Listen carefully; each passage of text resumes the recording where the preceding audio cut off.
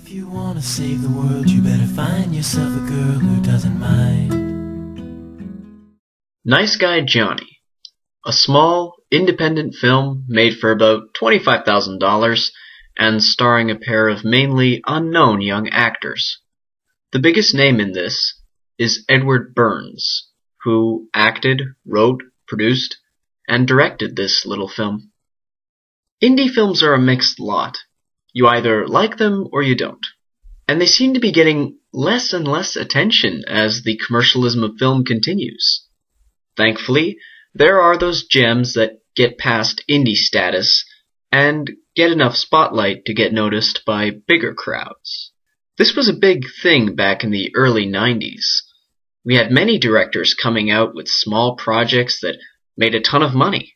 I mean, there was Quentin Tarantino, there was Kevin Smith, there was Robert Rodriguez, and there was Edward Burns.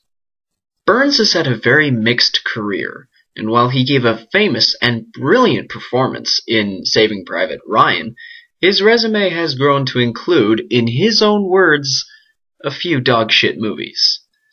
But Burns has still been able to support his own writing and directing career, which started with the smash hit indie film The Brothers McMullen. He has since gone on to make similar films that deal with life and character-driven stories that most people can relate to. This is his latest film in that regard. Nice Guy Johnny is about a young man named Johnny Rizzo.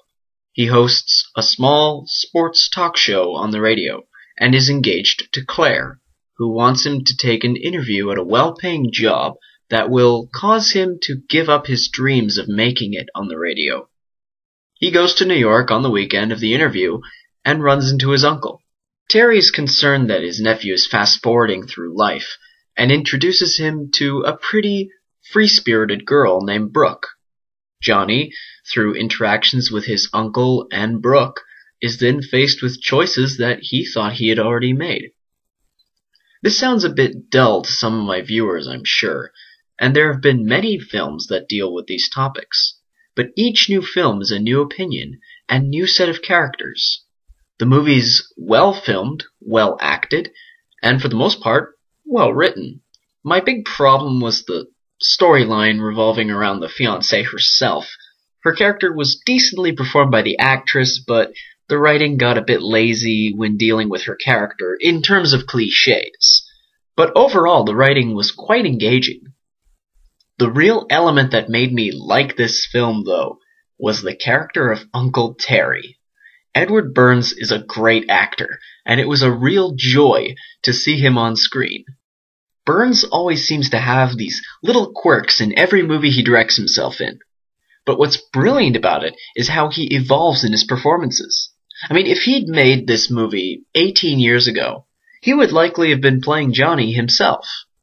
But now that he's getting into his 40s, he plays the role of Uncle Terry, a smooth-talking sleazebag who's unashamed of his lifestyle and feels compelled to give his nephew his own 2 cents, regardless of whether Johnny wants advice or not. It's an interesting performance, especially for those who saw him in such films as No Looking Back. That aside, the real stars of the film are Matt Bush and Kerry Bishe.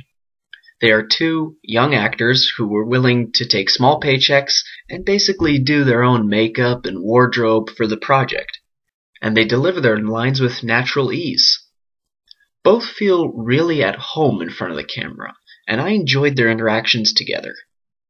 Nice Guy Johnny isn't the best film out there, but it's clear evidence that Edward Burns can still make a great project about real people's lives for the most minimal expenses.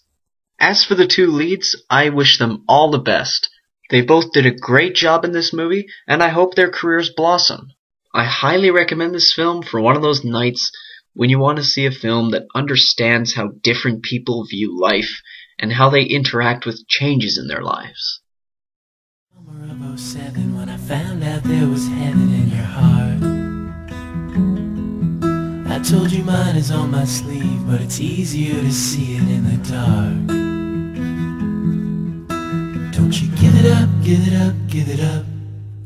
Don't you give it up, give it up, give it up. 'Cause if you give it up, give it up, give it up, You're giving up, giving up, giving up on the world.